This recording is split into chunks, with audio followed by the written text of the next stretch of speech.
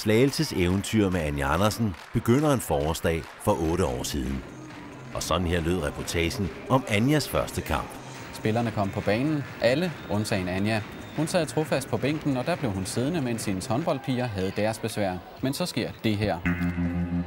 Et kvarter inde i anden halvleg hjælper assisterende træner Jes Christensen Anja Andersen af med halskæden, og så er hun klar til at spille. Her scorer hun sit første mål for Slagelse, der dermed er foran 28-16. Siden da har eventyret med Anja Andersen store oplevelser, op- og nedture, og historien om pigen, der gjorde anden divisionsholdet til verdens bedste.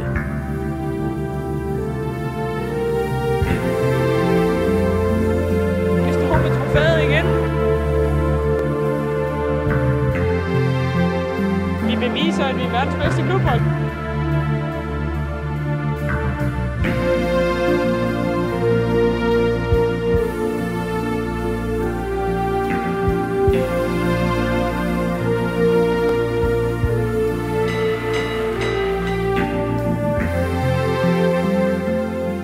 Jeg vil gerne beklage. Jeg vil gerne stå til ansvar for min handling.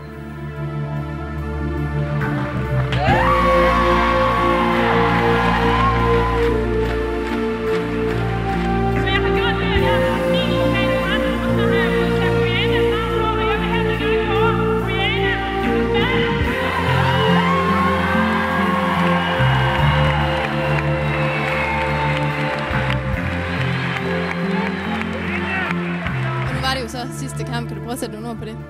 Ja, men det bliver vi modigt.